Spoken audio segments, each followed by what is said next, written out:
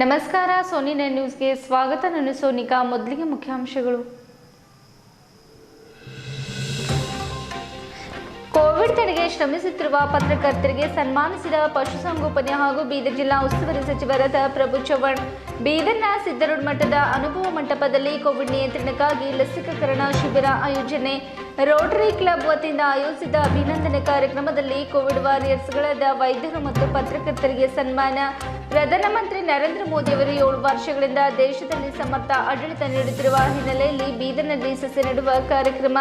ಬೀದರ್ ಜಿಲ್ಲೆಯ 652 ಬಿಟ್ಟಿ ಚಾಕ್ರಿ 2654 ಜೀತದಾಳುಗಳಿಗೆ ಬಿಡುಗಡೆ ಪತ್ರ ನೀಡಲು ಜೀತ ವಿಮುಕ್ತ ಕರ್ನಾಟಕ ಬೀದರ್ ಜಿಲ್ಲಾ ಶಾಖೆಯಿಂದ ಸರ್ಕಾರಕ್ಕೆ ಒತ್ತಾಯ.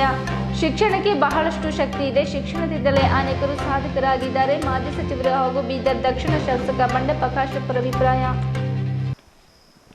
ಸುದ್ದಿಯ ವಿವರಗಳು.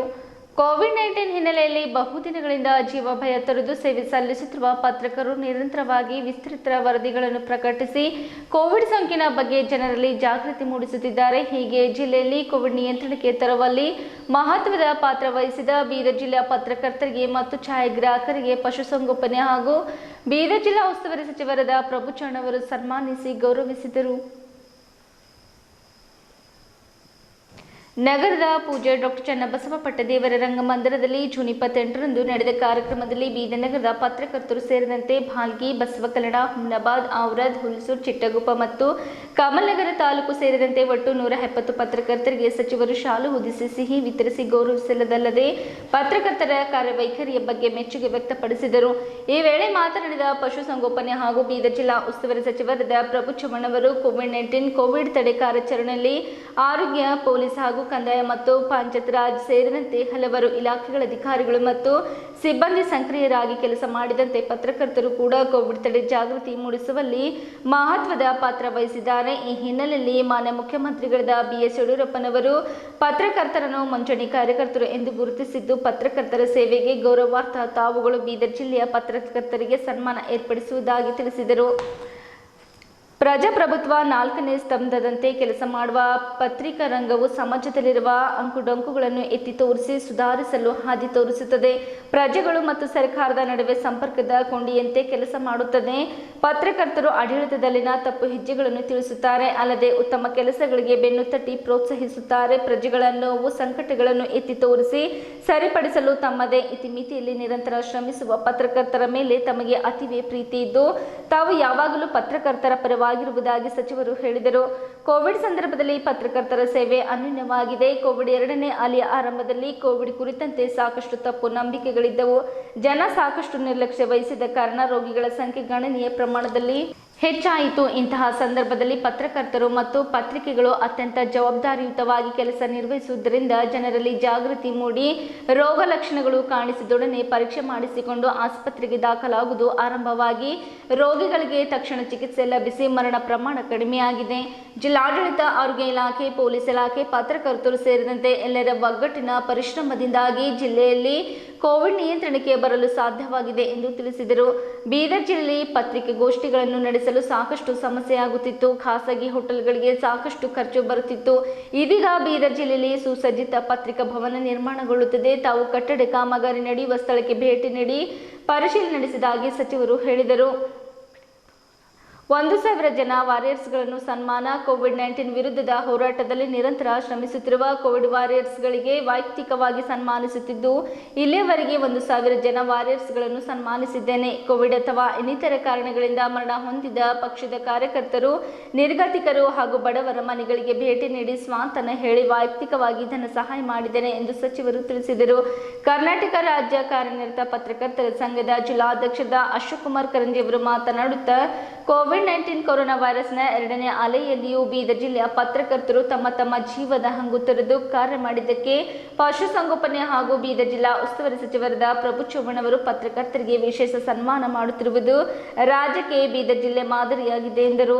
ಈ ಸಂದರ್ಭದಲ್ಲಿ ವಿಧಾನ ಪರಿಷತ್ ಸದಸ್ಯರಾದ ರಘುನಾಥರಾವ್ ಮಲ್ಕಪರೆ, ಬೀದರ್ ನಗರ ಅಭಿವೃದ್ಧಿ ಪ್ರಾಧಿಕಾರದ ಅಧ್ಯಕ್ಷರಾದ ಬಾಬುವಲಿ, ಹಿರಿಯ ಪತ್ರಕರ್ತರಾದ ಗಂಧರ್ವ ಸೇನಾ, ವೆಂಕಟೇಶ್ ಮೋರ್ಖಂಡಿಕರ್, ಸದಾನಂದ್ ಜೋಶಿ, ವೀರೇಶ್ ಮಠಪತಿ, ಬಸವರಾಜ್ ಪವಾರ್, ಜಗನ್ನಾಥ್ ಜೀರ್ಗಾ, ಶಿವಕುಮಾರ್ ವಣಗಿರೆ, ಉಪಾಧ್ಯಕ್ಷರಾದ ಶ್ರೀನಿವಾಸ್ ಚೌಧರಿ, ಕೋಶಾಧ್ಯಕ್ಷರಾದ ಪೃಥ್ವಿರಾಜ್ ಎಸ್, ಕಾರ್ಯದರ್ಶಿ ಸುನಿಲ್ ಕುಲಕರ್ಣಿ, ಪ್ರಧಾನ ಕಾರ್ಯದರ್ಶಿ ನಾಗಶೆಟ್ಟಿ ಧರಂಪುರೆ, ಎಲೆಕ್ಟ್ರಾನಿಕ್ ಮೀಡಿಯಾದ ಅನಿಲ್ ದೇಶ್ಮುಖ್, ಮಲ್ಲಿಕಾರ್ಜುನ್ ಮರ್ಖಾಲೆ, ಸಂಜು ಕುಮಾರ್ ಬುಕ್ಕ ಹಾಗೂ ಇತರರು ಇದ್ದರು. ಕರ್ನಾಟಕ ರಾಜ್ಯ ಕಾರ್ಯನಿರತ ಪತ್ರಕರ್ತರ ಸಂಘದ ಎಲ್ಲ ತಾಲೂಕುಗಳ ಅಧ್ಯಕ್ಷರು ಹಾಗೂ ಪದಾಧಿಕಾರಿಗಳು ಮತ್ತು ಜಿಲ್ಲೆಯ ಮುದ್ರಣ ಮತ್ತು ವಿದ್ಯುನ್ಮಾನ ಮಾಧ್ಯಮದ ಪತ್ರಕರ್ತರು, ಪತ್ರಕರ್ತರ ಸಂಘದ ಕಾರ್ಯದರ್ಶಿಗಳಾದ ಶಿವಕುಮಾರ ಸ್ವಾಮಿ, ಪತ್ರಕರ್ತರಾದ ಮಹಾರುದ್ರ ಡಾಕುಳಗಿ ಅವರು ಇದ್ದರು.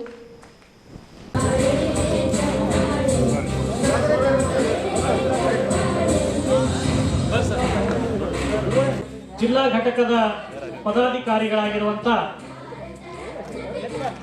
ಸುನೀಲ್ ಕುಲಕರ್ಣಿ ಅವರು, ಪೃಥ್ವಿರಾಜ್ ಎಸ್ ಜೊತೆಗೆ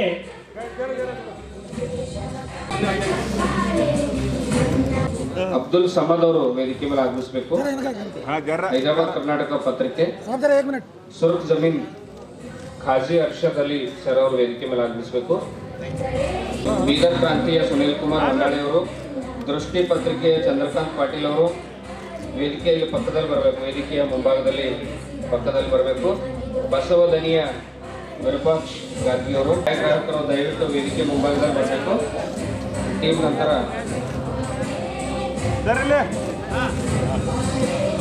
ವಿದ್ಯುನ್ಮಾನ ಹಾಗೂ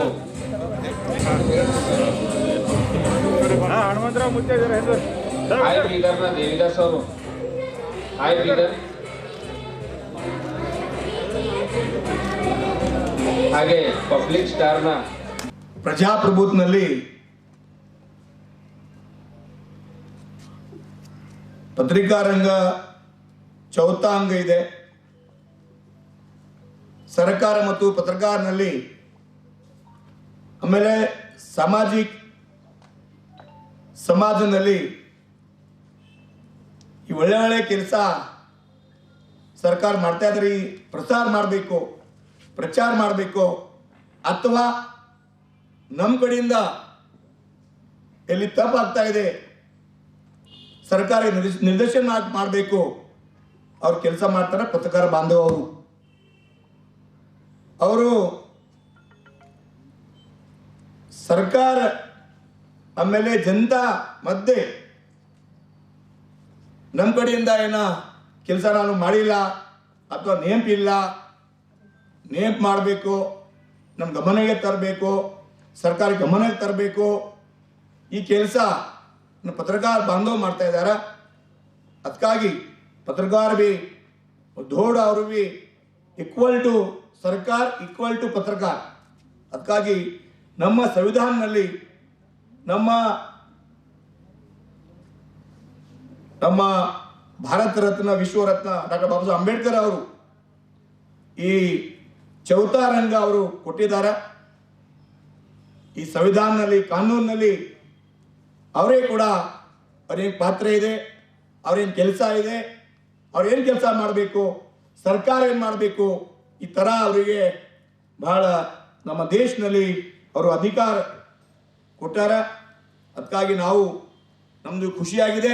ಅಂದರೆ ಈ ಪತ್ರಕರ್ತ ಕಾರ್ಯಕ್ರಮನೇ ಇಂಥದ್ದು.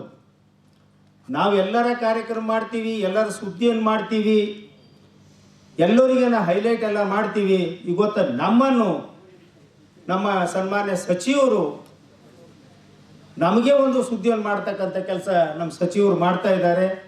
ಅವರಿಗೆ ಇನ್ನೊಂದು ಸಲ ಹೃದಯಪೂರ್ವಕವಾಗಿ ನಾನು ವಂದನೆಯನ್ನು ಸಲ್ಲಿಸಕ್ಕೆ ಇಷ್ಟಪಡ್ತೀನಿ.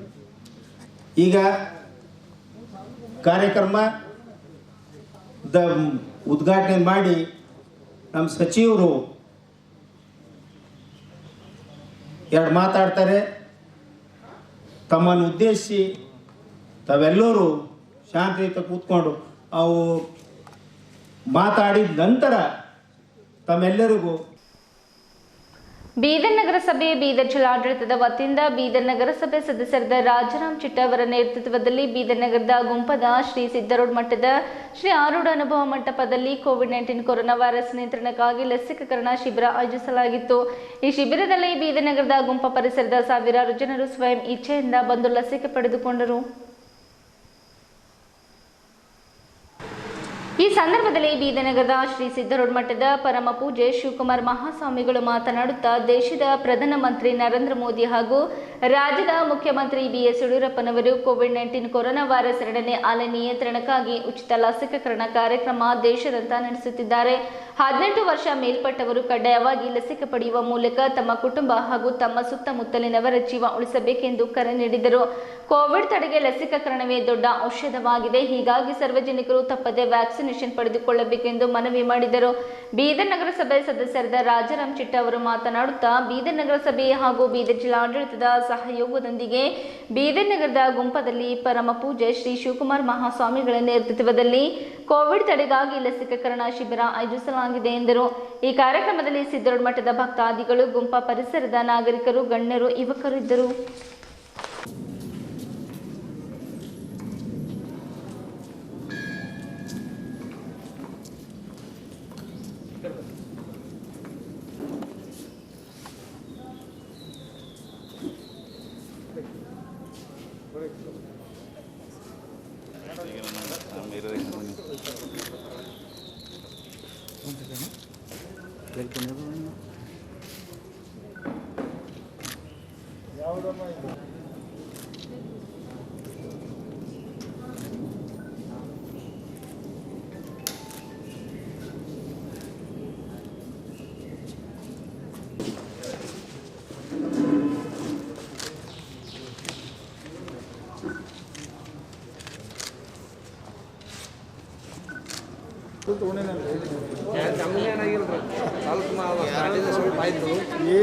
ಸೆಕೆಂಡ್ ಟೈಮ್ ಏನಾಗಿಲ್ಲ ಯಾವ ಟೈಮ್ ನಾರ್ಮಲ್ ಬಳಿ ಉದ್ಘಾಟನೆ ನಾವು ಮಾಡೋಕ್ಕಾಯ್ತಲ್ಲ ಉದ್ಘಾಟನೆ ಮಾಡಿ ತಿಳ್ಸ್ಕೊಳ ಇಲ್ಲ ಅದು ಹಾಗೇನಿಲ್ಲ ಇಮ್ಯುನೇಷನ್ ಮೇಲೆ ಹೋಗ್ತದೆ ಆಯಿ ಕೊಡಿಸ್ರು ಒಂದು ಆಗ್ಯದಲ್ಲ ಇನ್ನೊಂದು ಅದ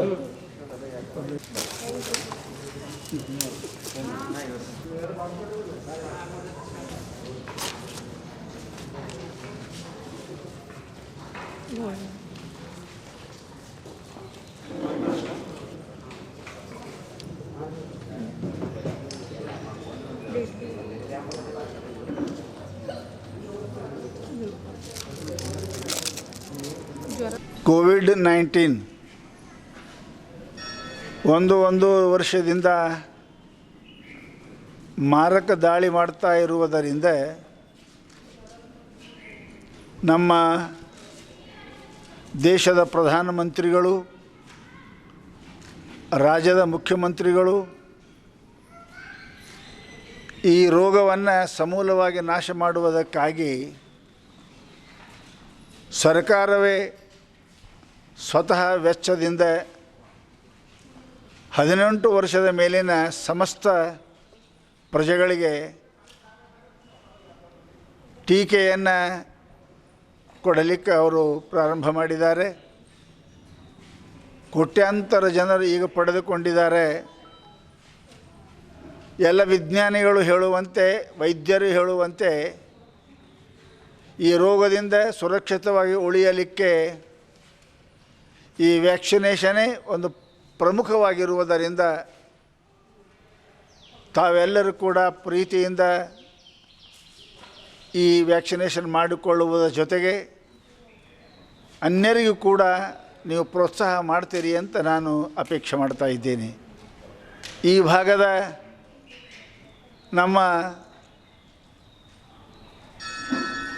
ಈ ನಗರದ ಪಾಲಿಕೆಯ ಪ್ರಮುಖರಾದ ರಾಜಾರಾಮ್ ಅವರು ಬಹು ಪ್ರಯತ್ನವನ್ನು ಮಾಡಿ ನಿಮ್ಮಾರಿಗೂ ಕೂಡ ತ್ರಾಸ ಆಗಬಾರ್ದು ಅನ್ನುವ ದೃಷ್ಟಿಯಿಂದ ಭಿನ್ನ ಭಿನ್ನ ಸ್ಥಾನಗಳಲ್ಲಿ ಈ ವ್ಯಾಕ್ಸಿನೇಷನವನ್ನು ಪ್ರಾರಂಭ ಮಾಡಿದ್ದಾರೆ.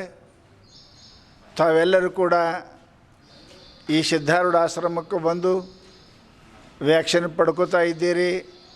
ಬಹಳ ಸಂತೋಷದ. ಸರ್ಕಾರದ್ದು ಆಮೇಲೆ ಸಿದ್ಧಾರೂಢರ ಆಶೀರ್ವಾದನ ಕೂಡ ನಿಮ್ಮ ಮೇಲೆ ಸದಾ ಇದ್ದು ನೀವು ಆರೋಗ್ಯ ಆಗಿರಿ ಅಂತ ಪರಮಾತ್ಮನಲ್ಲಿ ಪ್ರಾರ್ಥನಾ ಮಾಡ್ತಾ ಇವೆರಡು ಮಾತುಗಳನ್ನು ಮುಗಿಸ್ತಾ ಇದ್ದೆ. ಶ್ರೀ ಶ್ರೀ ಸಿದ್ಧಾರೂಢ ಮಹಾಸ್ವಾಮಿಯವರ ಸಿದ್ಧಾರೂಢ ಮಠದಲ್ಲಿ ಶ್ರೀ ಅಪ್ಪಾಜಿಯವರ ಆಶ್ರಯದಲ್ಲಿ ಇವತ್ತು ಕೋವಿಡ್ ವ್ಯಾಕ್ಸಿನೇಷನ್ ಕ್ಯಾಂಪ್ ಹಮ್ಮಿಕೊಳ್ಳಲಾಗಿದೆ. ಹಾಗೂ ಇದರ ಜೊತೆಯಲ್ಲಿ ನಗರಸಭೆ ಜಿಲ್ಲಾಡಳಿತ ಸಹ ಈ ಕಾರ್ಯಕ್ರಮವನ್ನು ಆಯೋಜಿಸಿಕೊಟ್ಟಿದೆ. ಇದರ ಸದುಪಯೋಗವನ್ನು ಈ ಭಾಗದ ಜನರು ತಗೊಳ್ಬೇಕು ಮತ್ತು ವ್ಯಾಕ್ಸಿನೇಷನ್ ಮಾಡ್ಕೊಂಡು ಎಲ್ಲರೂ ಈ ಹೋರಾಟದ ಬಗ್ಗೆ ಹೋರಾಡಬೇಕು. ಮತ್ತು ಇನ್ನೊಂದು ಎಲ್ಲರೂ ಇನ್ನೂ ಹೆಚ್ಚಿನ ಜನರಿಗೆ ತಾವು ಇಂಜೆಕ್ಷನ್ ತೊಗೊಂಡು ಇನ್ನೊಬ್ಬರಿಗೂ ಸಹ ಲಸಿಕೆ ಬಗ್ಗೆ ತಿಳುವಳಿಕೆಯನ್ನು ಹೇಳಬೇಕು. ನಾವು ಕಂಪ್ಲೀಟ್ ವ್ಯಾಕ್ಸಿನೇಷನ್ ಎಲ್ಲ ಜನರು ತೊಗೊಂಡಾಗ ಮಾತ್ರ ಈ ಕೋವಿಡ್ ಸಂಪೂರ್ಣವಾಗಿ ಮುಕ್ತ ಆಗ್ತದೆ. ಇಲ್ಲಾಂದ್ರೆ ಇನ್ನು ಮುಂದೆ ಬರ್ತಕ್ಕಂಥ ದಿನದಲ್ಲಿ 3ನೇ ಅಲೆ ಏನದ ಅದಕ್ಕೆ ತಡೆಗಟ್ಟಬೇಕಾದ್ರೆ ಇದಕ್ಕೆ ಒಂದೇ ಒಂದು ಉಪಾಯ ಇದೆ. ಎಲ್ಲರೂ 100% ಎರಡೆರಡು ವ್ಯಾಕ್ಸಿನೇಷನ್ ತೊಗೊಂಡಿದ್ರೆ ಮಾತ್ರ ಸುರಕ್ಷಿತ ಇರ್ತೀವಿ ಅಂತ ನಂದು ಇದಿದೆ. ಅದಕ್ಕೆಲ್ಲ ಮಹಾಜನತೆಗೆ ನನ್ನ ವಿನಂತಿ ಇದೆ, ಕಳಕಳಿ ವಿನಂತಿ. ಶ್ರೀ ಸಿದ್ಧಾರೂಢ ಮಠದಲ್ಲಿ ಇವತ್ತು ಆಯೋಜನೆಯನ್ನು ಮಾಡಿದೆವು. ಈ ಲಸಿಕೆ ಕಾರ್ಯಕ್ರಮವನ್ನು ಯಶಸ್ವಿಗೊಳಿಸಬೇಕು ಮತ್ತು ಎಲ್ಲರೂ ತೊಗೊಂಡು ಲಸಿಕೆಯನ್ನು ಪಡೆದುಕೊಂಡು ಎಲ್ಲರೂ ಆರೋಗ್ಯವಂತರಾಗಿರ್ಬೇಕಂಥೇಳಿ ನಾನು ಎಲ್ಲ ಜನತೆಗೆ ವಿನಂತಿಯನ್ನು ಮಾಡ್ತೀನಿ. ಬೀದರ್ ನಗರದಲ್ಲಿ ಜೂನ್ 28ರಂದು ರಾತ್ರಿ ರೋಟರಿ ಕ್ಲಬ್ ವತಿಯಿಂದ ಆಯೋಜಿಸಿದ್ದ ಅಭಿನಂದನೆ ಕಾರ್ಯಕ್ರಮದಲ್ಲಿ ಕೋವಿಡ್ ವಾರಿಯರ್ಸ್ಗಳಾದ ವೈದ್ಯರು ಮತ್ತು ಪತ್ರಕರ್ತರಿಗೆ ಸನ್ಮಾನಿಸಲಾಯಿತು. ಈ ಕಾರ್ಯಕ್ರಮವನ್ನು ಮಾಜಿ ಸಚಿವರು ಹಾಗೂ ಬೀದರ್ ದಕ್ಷಿಣ ಶಾಸಕರಾದ ಬಂಡೆಪ್ಪ ಕಾಶೆಂಪುರ ಅವರು ಉದ್ಘಾಟಿಸಿ ಮಾತನಾಡುತ್ತಾ ಕೋವಿಡ್-19 ಕೊರೋನಾ ವೈರಸ್ನಿಂದ ಆಸ್ಪತ್ರೆಯಲ್ಲಿರುವ ಸೋಂಕಿತರಿಗೆ ಆತ್ಮಸ್ಥೈರ್ಯ ತುಂಬಲು ರಾಜ್ಯ ಸರ್ಕಾರ ಸಾರ್ವಜನಿಕ ಸಂಪರ್ಕ ಅಧಿಕಾರಿಯನ್ನು ನೇಮಕ ಮಾಡಬೇಕು ಎಂದರು. ಬೀದರ್ ನಗರದಲ್ಲಿ ಜೂನ್ 28ರಂದು ರಾತ್ರಿ ರೋಟರಿ ಕ್ಲಬ್ ವತಿಯಿಂದ ಆಯೋಜಿಸಿದ್ದ ಅಭಿನಂದನೆ ಕಾರ್ಯಕ್ರಮದಲ್ಲಿ ಕೋವಿಡ್ ವಾರಿಯರ್ಸ್ಗಳಾದ ವೈದ್ಯರು ಮತ್ತು ಪತ್ರಕರ್ತರಿಗೆ ಸನ್ಮಾನಿಸಲಾಯಿತು. ಈ ಕಾರ್ಯಕ್ರಮವನ್ನು ಮಾಜಿ ಸಚಿವರು ಹಾಗೂ ಬೀದರ್ ದಕ್ಷಿಣ ಶಾಸಕರಾದ ಬಂಡೆಪ್ಪ ಕಾಶೆಂಪುರ ಅವರು ಉದ್ಘಾಟಿಸಿ ಮಾತನಾಡುತ್ತಾ ಕೋವಿಡ್-19 ಕೊರೋನಾ ವೈರಸ್ನಿಂದ ಆಸ್ಪತ್ರೆಯಲ್ಲಿರುವ ಸೋಂಕಿತರಿಗೆ ಆತ್ಮಸ್ಥೈರ್ಯ ತುಂಬಲು ರಾಜ್ಯ ಸರ್ಕಾರ ಸಾರ್ವಜನಿಕ ಸಂಪರ್ಕಾಧಿಕಾರಿಯನ್ನು ನೇಮಕ ಮಾಡಬೇಕು ಎಂದರು. ಕೋವಿಡ್ನಿಂದ ನಿಯಂತ್ರಣಕ್ಕಾಗಿ ಬೀದರ್ ಜಿಲ್ಲೆಯ ಪತ್ರಕರ್ತರು ಹಗಲಿರುಳೆನ್ನದೇ ದುಡಿದಿದ್ದಾರೆ. ಪತ್ರಕರ್ತರು ಸೇವೆಯನ್ನು ಗುರುತಿಸಿ ರೋಟರಿ ಕ್ಲಬ್ದವರು ವೈದ್ಯರು ಮತ್ತು ಪತ್ರಕರ್ತರಿಗೆ ಸನ್ಮಾನಿಸುತ್ತಿರುವುದು ಬಹಳ ಉತ್ತಮ ಕಾರ್ಯವಾಗಿದೆ ಎಂದರು.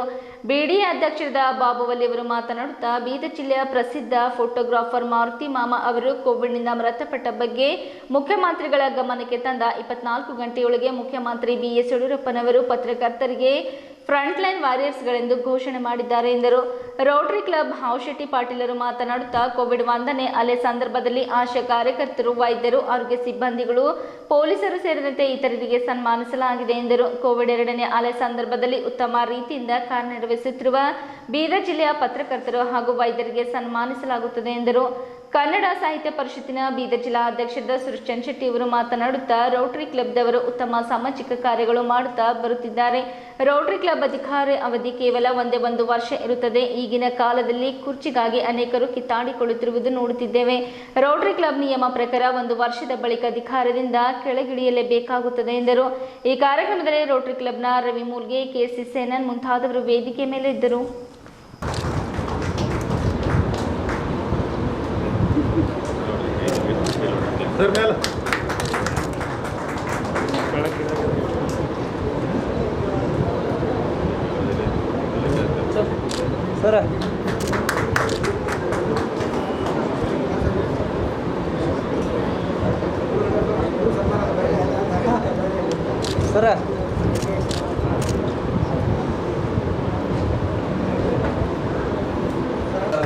ವಿನಂತಿಯನ್ನು ಮಾಡ್ತೇನೆ. ಈಗ ಮುಂದೆ ಕರೋನಾ ವೈರಸ್ಗಾಗಿ ಸಮಾಜದ ಸ್ವಾಸ್ಥ್ಯಕ್ಕೆ ಅವರ ಸೇವೆ ಸಾರ್ಥಕವಾಗಲಿ ಅಂತ ಅಭಿನಂದಿಸಿ ಅವರಿಗೆ ಧನ್ಯವಾದಗಳನ್ನು. ಮುಂದಿನ ಮಹನೀಯರು ಎಲ್ಲರಿಗೂ ಆತ್ಮೀಯವಾಗಿ ಧನ್ಯವಾದಗಳನ್ನು ಸಲ್ಲಿಸಿದ್ದೇನೆ. ಮುಂದಿನ ಮಹನೀಯರಿಗೆ ವೇದಿಕೆಗೆ ಬರ್ಮಾಡ್ಕೊಳ್ತಾ ಇದ್ದೇನೆ. ಸಂಜಿಕುಮಾರ್ ಗುಪ್ತಾ,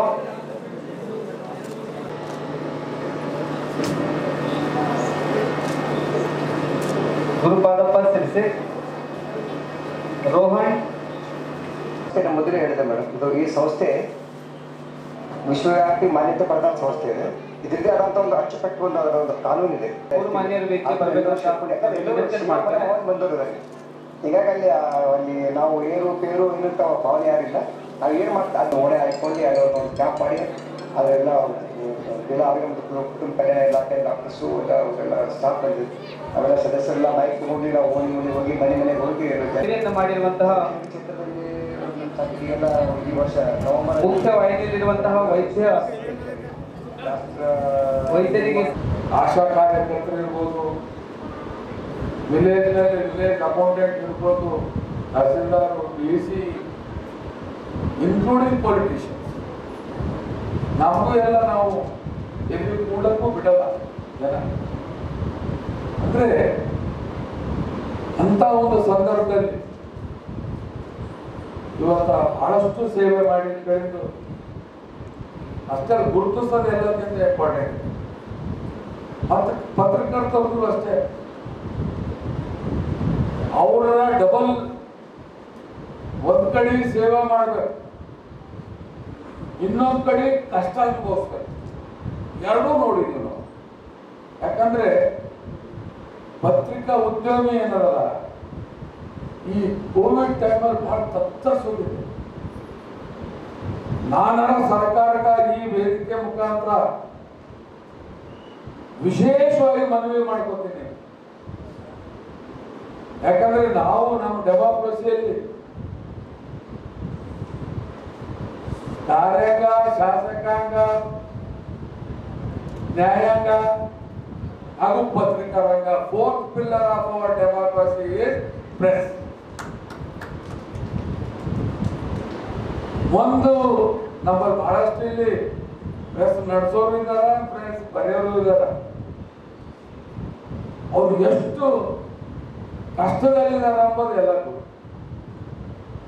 ಅವ್ರಿಗೆ ವಿಶೇಷ ಪ್ಯಾಕೇಜ್ ಸರ್ಕಾರ ಕೊಡ್ತಿದ್ರು ಅಂತ ಕಮ್ಮಿ ಇಲ್ಲ ಅಪ್ಪ. ನಾ ಈ ವೇದಿಕೆ ಮುಖಾಂತರ ನಾ ಹೇಳಬೇಕು. ಹಾಗಾಗಿ ಬಂಧುಗಳೇ, ಇವತ್ತು ನಿಜಕ್ಕೂ ಈ ಕೋವಿಡ್ ಘಟನೆಗಳೆಲ್ಲ ನಾವು ನೋಡಿದ್ರೆ ಆ ದೇವರು ನಾನಾರ ತಾಯಿ ಭವಾನಿ ಮಾತಾ ನೀಡ್ತೀನಿ, ಆ ತಾಯಿ ಎಲ್ಲರಿಗೆ ಶಕ್ತಿ ಕೊಡಬೇಕು. ನಮ್ಮ ಕೋವಿಡ್ ಆ ಒಂದು ಘಟನೆಯಿಂದ ನಮ್ಮ ಅವ್ರು ಒಂದು ಘಟನೆ ರಾಜ್ಯ ಸರ್ಕಾರಕ್ಕೆ ನಾವು ತಿಳಿಸಿದಾಗ, ಪತ್ರಕರ್ತರಿಗೆ ತಿಳಿಸಿದಾಗ, ಸನ್ಮಾನ್ಯ ಮುಖ್ಯಮಂತ್ರಿಗಳು ಆ ಪತ್ರ ತಲುಪಿ 24 ತಾಸಿನಲ್ಲಿ ನಮ್ಮ ಪತ್ರಕರ್ತರಿಗೆ ಫ್ರಂಟ್ ಲೈನ್ ವಾರಿಯರ್ ಅಂತ ಘೋಷಣೆ ಮಾಡಿದ್ರು ಕರ್ನಾಟಕದಲ್ಲಿ. ಇವತ್ತು ನಾವು ಬಹಳಷ್ಟು ಜನ ಕಳಿಸ್ತೀವಿ. ಇವತ್ತು ನೋಡ್ಲಿಕ್ಕೆ ಬಹಳಷ್ಟು ವಿವಿಧ ರೀತಿಯ ತಮ್ಮ ಅಮೂಲ್ಯವಾದಂಥ ಸೇವೆಯನ್ನು ಈ ಸಂದರ್ಭದಲ್ಲಿ ಸಲ್ಲಿಸಿದೆ. ನಾವು ಬಂಡೆಪಣ್ಣವರು, ನಮ್ಮ ಸಚಿವರು, ಸರ್ಕಾರದಲ್ಲಿರ್ತಕ್ಕಂಥ ನಾವು ಪ್ರತಿನಿಧಿಗಳು ಹಗಲು ರಾತ್ರಿ ಅಂದೆ ಫಸ್ಟ್ ಫೇಸ್ ಆಗಿರಲಿ, ಸೆಕೆಂಡ್ ಫೇಸ್ ಆಗಿರಲಿ, ನಾವು ಒಂದು ದಿನ ರೆಸ್ಟ್ ಮಾಡೋದು ಗಂಟೆ ಅನ್ನೋದನ್ನು ಸಲ್ಲಿಸ್ಬಿಡ್ತೇವೆ. ಈಗ ಅನ್ನೋದಂದ್ರೆ ಫೋನ್ ಯಾವ್ದಾರ ಬರ್ತಿತ್ತು, ಡಾಕ್ಟರ್ ಶಿವಶಂಕರ್ ಇದ್ದಾರ, ಇನ್ನು ಉಳಿದಂಥ ಬಹಳಷ್ಟು ಡಾಕ್ಟರ್ಸ್ ಇರ್ಬೋದು. ನಮ್ಗೆ ರಾತ್ರಿ ಬೆಳಗ್ಗೆ ಯಾವ್ದಾರ ಫೋನ್ ಬರ್ತಿತ್ತು ಅಂದ್ರೆ ಯಾತು ಇಂಜೆಕ್ಷನ್ ಕೇಳ್ತಿರು, ಯಾತು ಬೆಡ್ ಕೇಳ್ತಿರು, ಯಾತು ಆಕ್ಸಿಜನ್ ಇಲ್ಲ ಅಂತ ಕೇಳ್ತಿರು. ಇದು ಸತತವಾಗಿ ನಾವು 3 ತಿಂಗಳ ಫೇಸ್ ಮಾಡಿದ್ದೆವು. ನಾವು ಕೂಡ ಕೋವಿಡ್ ಫಸ್ಟ್ ವೇವ್ದಲ್ಲಿ ಬಹಳಷ್ಟು ಕಾರ್ಯ ಮಾಡಿದಂಥ ಪೊಲೀಸ್ ಸಿಬ್ಬಂದಿಗಳಿಗೂ, ವೈದ್ಯರುಗಳಿಗೂ, ನರ್ಸಸ್ಗಳಿಗೂ ಸಾಕಷ್ಟು ಜನರಿಗೆ ನಾವು ಕರೆಯಲ್ಲಿ ನಮ್ಮಲ್ಲಿ ಸಾಧ್ಯ ಅಷ್ಟು ನಾವು ನಮ್ಮ ರೋಟರಿಯನ್ನು ಅವ್ರನ್ನ ಸನ್ಮಾನ ಮಾಡಿದ್ದೀವಿ, ಅವ್ರನ್ನ ಅಭಿನಂದಿಸಿದ್ದೀವಿ. ಅವು ಈ ಒಂದು 2ನೇ ಅಲ್ಲಿ ಭಾಳ ಬೇಕಾಗಿತ್ತು. ಈ ಅಲೆಯಲ್ಲಿ ಭಾಳಷ್ಟು ಎಲ್ಲ ನಮ್ಮ ಜೀವದ ಹಲ್ಲು ತೊರೆದು ಎಲ್ಲ ವೈದ್ಯರು, ನಮ್ಮ ಪತ್ರಕರ್ತರು, ಎಲೆಕ್ಟ್ರಾನಿಕ್ಸ್ ಮೀಡಿಯಾದವರು, ಪೊಲೀಸ್ ಸಿಬ್ಬಂದಿಗಳು, ಇನ್ನುಳಿದರು ಎಲ್ಲ ಮುನ್ಸಿಪಾಲಿಟಿ ಕಾರ್ಯಕರ್ತರು ಅವರೆಲ್ಲ ಭಾಳಷ್ಟು ಕೆಲಸ ಮಾಡಿದ್ದಾರೆ ಸಮಾಜಕ್ಕೆ. ಈ ಎಲ್ಲ ನಮಗೆಲ್ಲ ಧೈರ್ಯ ಕೊಟ್ಟರೆ ಅವರೆಲ್ಲ ಭಾಳಷ್ಟು ವಿಶೇಷ ಒಂದು ಸೇವೆ ಇದೆ. ಆ ನಿಟ್ಟಿನಲ್ಲಿ ನಾವು ಮೊನ್ನೆ ಫಿಲಿಮ್ಸಲ್ಲಿ ಒಂದು ವಾಟರ್ RO ಪ್ಲಾಂಟ್ ಒಂದು ಇನ್ಸ್ಟಾಲ್ ಆಗಿತ್ತು. ಅದು ಉದ್ಘಾಟನೆಯನ್ನು ಮೊನ್ನೆ ನಮ್ಮ ಸಂಸದರು ಮಾಡಿದರು, ಶೈಲೇಂದ್ರ ಬಂಜಾರ ಬಂದಿದ್ದರು, ಸ್ವಾಮೀಜಿಯವರು ಬಂದಿದ್ದರು. ಆ ಒಂದು ನಿಟ್ಟಿನಲ್ಲಿ ಇವತ್ತು ನಾವು ಫಿಲಿಮ್ಸ್ ಹಾಸ್ಪಿಟಲ್ ಆ ಒಂದು ಆರೋಗ್ಯ ಇದ್ರು ಸಹ ಇಡೀ ಒಂದೇ ವರ್ಷದ ಅವಧಿ ಇದ್ದಿರುತ್ತೆ. ಬಹುಶಃ ನಮಗೆಲ್ಲ ಬರ್ತಿದೆ, ಇವತ್ತು ಕುರ್ಚಿಗೋಸ್ಕರವಾಗಿ ಎಷ್ಟೆಲ್ಲ ಜಗಳ ಮಾಡ್ತೀವಿ, ಎಷ್ಟೆಷ್ಟು ಸೌದಿಗೆ ನಾವೇ ಹೋಗಿ ಬರ್ತೀವಿ, ಎಲ್ಲ ಉದಾಹರಣೆ ಬಂದೆ. ಇದು ರೋಟರಿ ಒಂದು ಮಾದರಿ ಸಂಸ್ಥೆ. ಇಲ್ಲಿ ಯಾರೇ ತಕ್ಷಣ ಕೇವಲ 1 ವರ್ಷ ಅವಧಿ ಮಾತ್ರ ಅವ್ರಿಗೆ ಇದ್ದಿರುತ್ತೆ. ಅವ್ರು ಹೋಗ್ಬಿಟ್ಟು ಇನ್ನೊಬ್ಬರಿಗೆ ಸಹ ಅವಕಾಶ ಕೊಡುವಂತ ಪ್ರವೃತ್ತಿ ರೋಟರಿ ಸಂಸ್ಥೆ ಯಾವಾಗ ಇದ್ದಿರುತ್ತೆ. ಹೀಗಾಗಿ ಈ ವಿಶಿಷ್ಟವಾದಂತಹ ಸಂಸ್ಥೆಗೆ ಅನೇಕ ನಮ್ಮ ಹಿರಿಯರು ಸೀನಿಯರ್ ಸರ್ ಅವರು ಜೊತೆಗಿದ್ದಾರೆ ಅಂತ ಹಿರಿಯರು ಕಟ್ಟಿರ್ತೀವಿ ಸಂಸ್ಥೆ, ಅನೇಕ ನಮ್ಮ ಹಿರಿಯರು ವೇದಿಕೆಯಲ್ಲಿದ್ದಾರೆ. ಅವರೆಲ್ಲ ಕೊಂದು ಸಂಸ್ಥೆಯನ್ನು ಮುನ್ನಡೆಸುವಂತ ಜವಾಬ್ದಾರಿ ನಮ್ಮ ಯುವ ಪೀಳಿಗೆ ಪಟ್ಟಿ ಸಲುವಾಗಿ ಇಂಥ ಒಂದು ಅರ್ಥ ಕೊಡುವಂತ ಕಾರ್ಯಕ್ರಮವನ್ನು ಆಯೋಜನೆ ಮಾಡಿದ್ದೀವಿ ಅಂತಕ್ಕಂಥ ಮಾತನಾಡಿದ್ರು. ಅದು ಮತ್ತೆ ಮುಂದೆ ಹೆಚ್ಚಿನ ಮಾತನಾಡ ಪರಿಸರ ದಿನಾಚರಣೆ ಎಲ್ಲ ಜಯಂತಿಗಳನ್ನು ಸರ್ಕಾರ ಜಯಂತಿಗಳನ್ನು ರೋಟರಿ ಸಂಸ್ಥೆ ಮಾಡ್ತೀವಿ ಅಂತಕ್ಕಂಥ ಮಾತನಾಡಿ ಹೆಚ್ಚಿಗೆ ಮಾತನಾಡಲಾರ್ದೇ ಇವತ್ತು ಮತ್ತೊಂದು ಸಲ ನಮ್ಮ ವೇದಿಕೆ ಎಲ್ಲ ಗಣ್ಯರಿಗೂ ತಮ್ಮೆಲ್ಲರಿಗೂ ಸಹ ಇನ್ನೊಂದು ಸಲ ವೇದಿಕೆಗೆ ಆರ್ಥಿಕವಾದ ಸ್ವಾಗತವನ್ನು ನಡೆಸಬೇಕು. ಬೀದರ್ ನಗರಸಭೆಯ ವಾರ್ಡ್ ಸಂಖ್ಯೆ 29ರಲ್ಲಿ ಬೀದರ್ ನಗರಸಭೆ ಸದಸ್ಯರಾದ ಪ್ರಭು ಪಾಟೀಲ್ ಚಿಟ್ಟ ಅವರ ನೇತೃತ್ವದಲ್ಲಿ ದೇಶದ ಪ್ರಧಾನಮಂತ್ರಿ ನರೇಂದ್ರ ಮೋದಿ ಅವರು 7 ವರ್ಷಗಳಿಂದ ಸಮರ್ಥವಾಗಿ ಆಡಳಿತ ನಡೆಸುತ್ತಿರುವ ಹಿನ್ನೆಲೆ ಹಾಗೂ ಡಾಕ್ಟರ್ ಶ್ಯಾಮ್ ಸುಂದರ್ ಮುಖರ್ಜಿ ಅವರ ಬಲಿದಾನ ದಿನದ ಪ್ರಯುಕ್ತ ಬೀದರ್ ನಗರದ ಕುಂಬರವಡ ಪ್ರದೇಶದಲ್ಲಿ ವೃಕ್ಷಾರೋಪಣ ಕಾರ್ಯಕ್ರಮ ನಡೆಯಿತು. ಭಾರತೀಯ ಜನತಾ ಪಾರ್ಟಿ ರಾಜ್ಯ ಕಾರ್ಯಕಾರಿಣಿ ಸದಸ್ಯರಾದ ಸೂರ್ಯಕಾಂತ್ ನಾಗರಂಪಳ್ಳಿ ಅವರು ಬೀದರ್ ನಗರದ ಕುಂಬರವಡ ಕಾಳಿಕಾ ದೇವಿ ಮಂದಿರದಲ್ಲಿ ದೇವಿಯ ದರ್ಶನ ಪಡೆದು ಪೂಜಾ ಆರತಿ ಮಾಡಿದರು. ನಂತರ ಕುಂಬರವಡ ಪ್ರದೇಶದಲ್ಲಿ ಸಸಿ ನೆಡುವ ಕಾರ್ಯಕ್ರಮಕ್ಕೆ ಚಾಲನೆ ನೀಡಿ ಮಾತನಾಡಿದ ಬಿಜೆಪಿ ರಾಜ್ಯ ಕಾರ್ಯಕಾರಿಣಿ ಸದಸ್ಯ ಸೂರ್ಯಕಾಂತ್ ನಾಗರಂಪಳ್ಳಿ ಅವರು ದೇಶದ ಪ್ರಧಾನಮಂತ್ರಿ ನರೇಂದ್ರ ಮೋದಿ ಅವರು ಭಾರತ ದೇಶದಲ್ಲಿ ಕಳೆದ 7 ವರ್ಷಗಳಿಂದ ಸಮರ್ಥವಾಗಿ ಆಡಳಿತ ನಡೆಸುತ್ತಿರುವ ಹಿನ್ನೆಲೆ ಹಾಗೂ ಡಾಕ್ಟರ್ ಶ್ಯಾಮ್ ಪ್ರಸಾದ್ ಮುಖರ್ಜಿ ಅವರ ಬಲಿದಾನ ದಿನದ ಪ್ರಯುಕ್ತ ಬೀದರ್ ನಗರದ ಕುಂಬರವಡ ಪ್ರದೇಶದಲ್ಲಿ ವೃಕ್ಷಾರೋಪಣ ಕಾರ್ಯಕ್ರಮ ಹಮ್ಮಿಕೊಳ್ಳಲಾಗಿದೆ ಎಂದರು. ಪ್ರತಿಯೊಬ್ಬರು ತಮ್ಮ ತಮ್ಮ ಮನೆಯ ಸುತ್ತಮುತ್ತ 2 ಸಸಿಗಳು ಕಡ್ಡಾಯವಾಗಿ ಹಚ್ಚಬೇಕು, ಇದರಿಂದ ಉತ್ತಮ ಆಕ್ಸಿಜನ್ ಸಿಗುತ್ತದೆ ಎಂದರು. ಬಿಡಿಎ ಅಧ್ಯಕ್ಷರಾದ ಬಾಬುವಲ್ಲಿ ಅವರು ಮಾತನಾಡುತ್ತಾ ಡಾಕ್ಟರ್ ಶ್ಯಾಮ್ ಪ್ರಸಾದ್ ಮುಖರ್ಜಿ ಅವರ ರಾಷ್ಟ್ರಭಕ್ತಿ ತ್ಯಾಗವನ್ನು ಸ್ಮರಣೆ ಹಿನ್ನೆಲೆಯಲ್ಲಿ ಬೀದರ್ ನಗರದ ಕುಂಬರವಡ ಶ್ರೀ ಕಾಳಿಕಾ ದೇವಿ ಮಂದಿರದ ಪರಿಸರದಲ್ಲಿ ಸಸಿಗಳು ನೆಡಲಾಗುತ್ತದೆ. ಆದ್ದರಿಂದ ಎಲ್ಲರೂ ತಪ್ಪದೆ ತಮ್ಮ ತಮ್ಮ ಮನೆಗಳಲ್ಲಿಯೂ ಸಸಿಗಳು ನೆಡಬೇಕು ಎಂದರು. ಬಿಜೆಪಿ ವಿಭಾಗೀಯ ಪ್ರಮುಖರಾದ ಈಶ್ವರ್ ರಾಠೋಡ್ ಅವರು ಮಾತನಾಡುತ್ತಾ ಬೀದರ್ ನಗರದಲ್ಲಿ ಬಿಜೆಪಿ ವಿವಿಧ ಘಟಕಗಳ ವತಿಯಿಂದ ಸಸಿ ನೆಡುವ ಕಾರ್ಯಕ್ರಮ ಹಮ್ಮಿಕೊಳ್ಳಲಾಗಿದೆ. ಸಾರ್ವಜನಿಕರು ಸಸಿಗಳು ನೆಟ್ಟು ಪಾಲನೆ ಪೋಷಣೆ ಮಾಡುವ ಮೂಲಕ ಉತ್ತಮ ಆಕ್ಸಿಜನ್ ಗಾಳಿ ಪಡೆಯಬಹುದು ಎಂದರು. ಈ ಕಾರ್ಯಕ್ರಮದಲ್ಲಿ ಬೀದರ್ ನಗರಸಭೆ ಸದಸ್ಯರಾದ ಪ್ರಭು ಪಾಟೀಲ್ ಚಿಟ್ಟ, ಬೀದರ್ ಜಿಲ್ಲಾ ಪಂಚಾಯತ್ ಮಾಜಿ ಅಧ್ಯಕ್ಷರಾದ ಕುಶಲರಾವ್ ಪಾಟೀಲ್ ಗಾದ್ಗಿ, ಬಿಜೆಪಿ ಬೀದರ್ ನಗರ ಘಟಕದ ಅಧ್ಯಕ್ಷ ಹನುಮಂತ್ ಪಿಳ್ಳ, ಮುಖಂಡರಾದ ಮಾರ್ಟಿನ್ ಬಸವರಾಜ್ ಮಲ್ಕಪ್ಪ, ಸುಭಾಷ್ ಮಡಿವಾಳ, ಪೆನಾನಿ ಗೌಡ, ಕೈಲಾಶನಾಥ್ ಕಾಜಿ, ಸಂಗಮೇಶ್ ನಾಸಿಗರ್, ಬಾಲಾಜಿ ಚೌಹಾಣ್, ನಾಗಶೆಟ್ಟಿ ವಗ್ದಾಳೆ ಅವರು ಸೇರಿದಂತೆ ಮುಂತಾದವರಿದ್ದರು.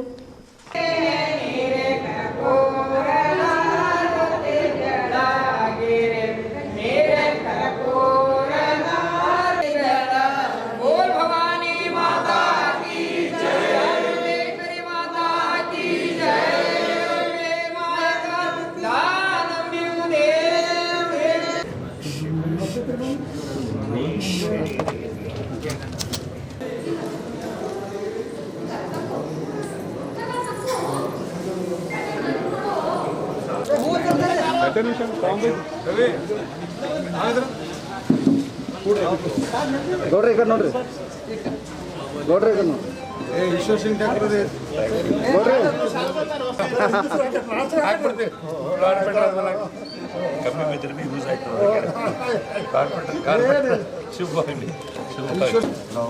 ನೀವು ಜರ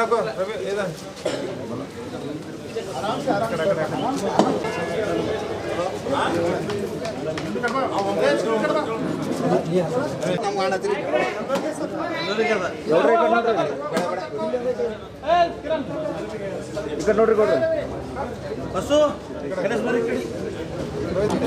आपके इसमें है मैं आप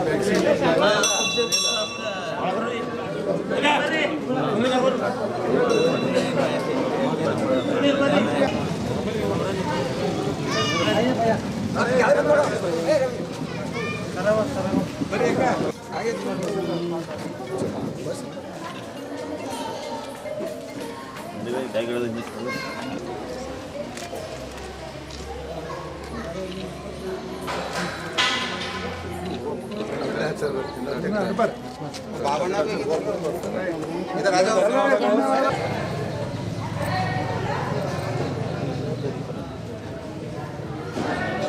निमिष तोड़ी पूरा सेट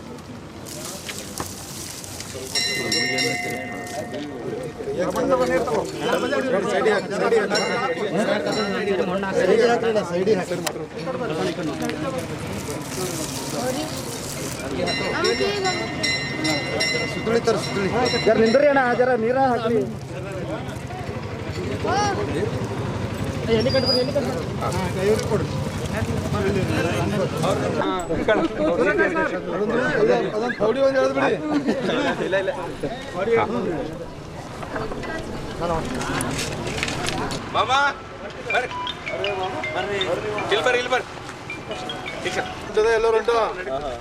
ಎಲ್ಲರೂ ಹೊಂಟದ್ರಿ ನೀವು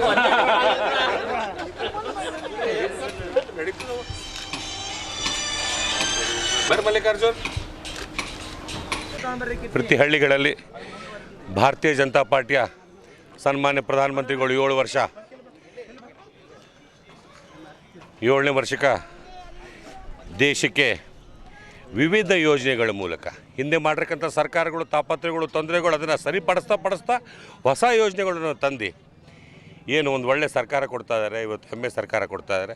ಅದಕ್ಕಾಗಿ ಅವ್ರ ನೆನಪಿನಲ್ಲಿ ಪ್ರಭು ಪಾಟೀಲ್ ಚಿಟ್ಟ ಅವರು, ನಮ್ಮ ಕೌನ್ಸಿಲರ್ ರಾಜಾರಾಮ್ಜಿ ಅವರು, ಅಧ್ಯಕ್ಷ ಹನುಮಂತ್ ಬುಳ್ಳ ಅವರು, ಬಾಲಾಜಿ ಚವಾನ್ ಅವರು, ಮಹಿಳಾ ಅಧ್ಯಕ್ಷರು ಎಲ್ಲ ಸೇರಿ ಸಿಟಿಯವರೆಲ್ಲ ಸೇರಿ ಅವರವರು ಬರೀ ಸಾಮೂಹಿಕವಾಗಿ ಒಂದೊಂದು ಊರಲ್ಲಿ ಹೋಗಿ 1-2 ಗಿಡ ನಾವು ನೆಡ್ತಾ ಇರೋದು.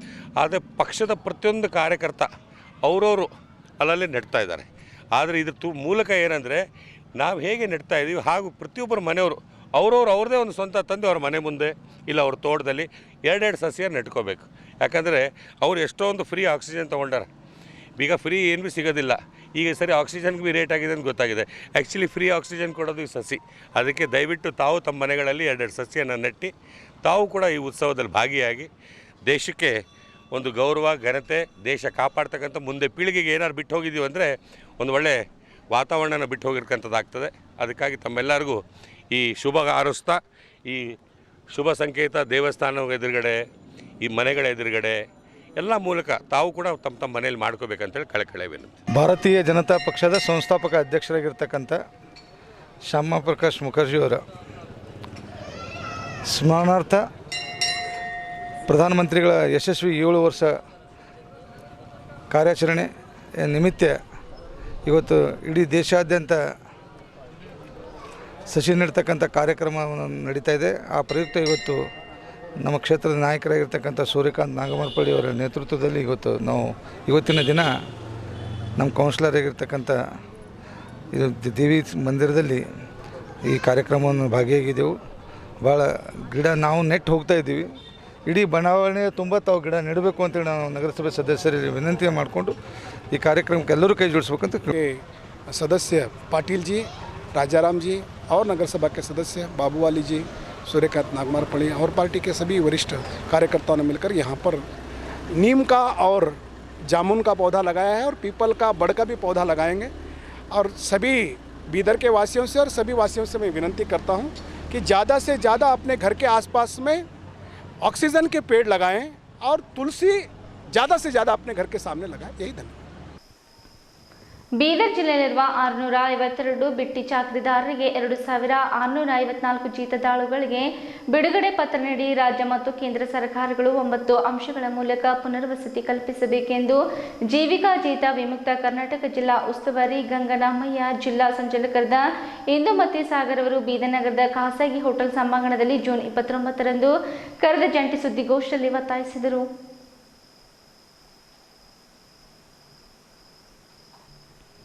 ಬೀದರ್ ದಕ್ಷಿಣ ವಿಧಾನಸಭಾ ಕ್ಷೇತ್ರ ವ್ಯಾಪ್ತಿಯ ಮನ್ನಳೆಯ ಸರ್ಕಾರಿ ಪ್ರಥಮ ದರ್ಜೆ ಕಾಲೇಜು ಸಭಾಂಗಣದಲ್ಲಿ ನಡೆದ 2020-21ನೇ ಸಾಲಿನ BA, BSc, BCom ಪ್ರಥಮ ವರ್ಷದ ವಿದ್ಯಾರ್ಥಿಗಳಿಗೆ ಉಚಿತ ಟ್ಯಾಬ್ಲೆಟ್ PC ವಿತರಣೆ ಕಾರ್ಯಕ್ರಮ ಉದ್ಘಾಟಿಸಿ ಮಾತನಾಡಿದ JDS ಶಾಸಕಾಂಗ ಪಕ್ಷದ ಉಪನಾಯಕ ಬಂಡಪ್ಪ ಕಾಶಂಪುರ ಅವರು, ಹಿಂದೆ ಶಿಕ್ಷಣಕ್ಕೆ ಇಷ್ಟೊಂದು ಅಂಶಗಳು ಇರಲಿಲ್ಲ, ಕಟ್ಟಡಗಳು ಇರಲಿಲ್ಲ. ಅಂದಿನ ದಿನಗಳಲ್ಲಿ ಗಿಡ ಮರಗಳ ನೆರಳಲ್ಲಿ ಓದುತ್ತಿದ್ದರು. ಈಗ ಮನೆಯ ಮುಂದೆಯೇ ಶಾಲೆಗಳಿವೆ, ಮಧ್ಯಾಹ್ನ ಬಿಸಿಯೂಟ ಕೊಡಲಾಗುತ್ತದೆ. ಇದನ್ನು ಇಂದಿನ ವಿದ್ಯಾರ್ಥಿಗಳು ಸದುಪಯೋಗ ಪಡಿಸಿಕೊಳ್ಳಬೇಕು.